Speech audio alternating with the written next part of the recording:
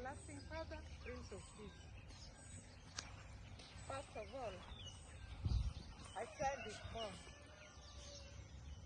What do we mean by a child is born? It refers to humanity. When Jesus was born, he was a human.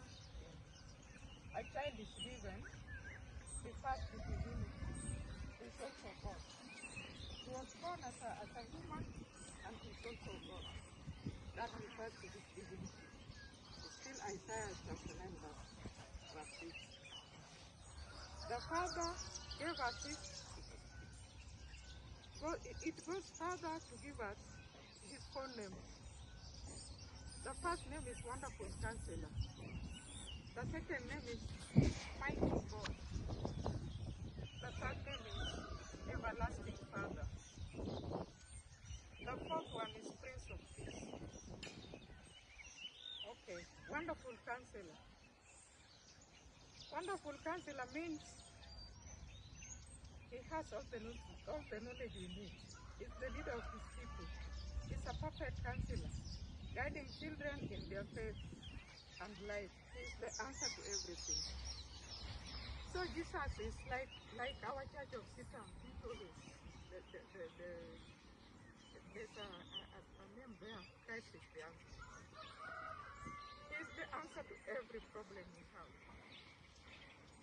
He can never be defeated.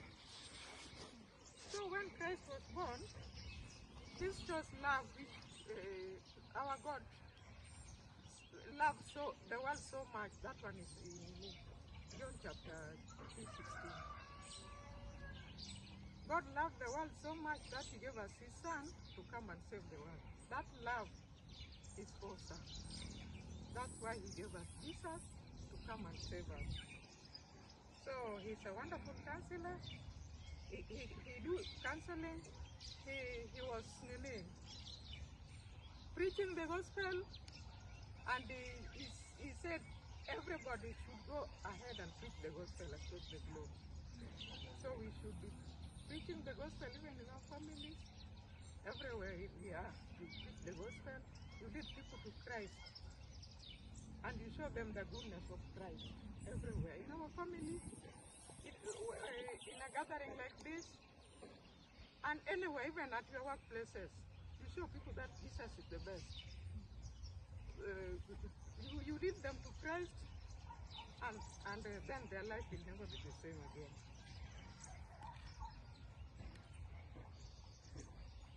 Mighty God.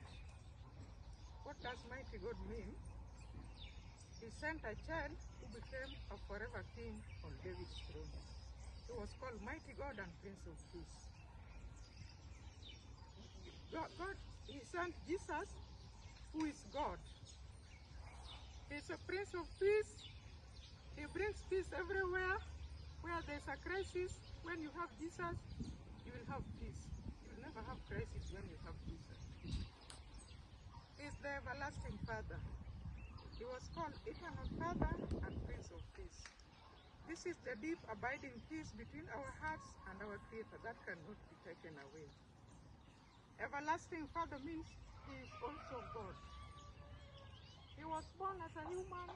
He's God, he's everlasting Father. So he's also connecting us with God. As we receive Jesus as our personal Savior, he has already connected us with God. And it doesn't mean that when you are born again, you will never have challenges. Challenges are ever there, because even Jesus himself had challenges which were very, very... The challenges he had were so bad that we can't even compare. He was nailed on the cross, he was beaten, he was killed, they did everything to Jesus. And Jesus was God. And after that, after he was nailed on the cross, he died, he ascended in heaven, and is our God forever. So what Jesus did to us is really wonderful.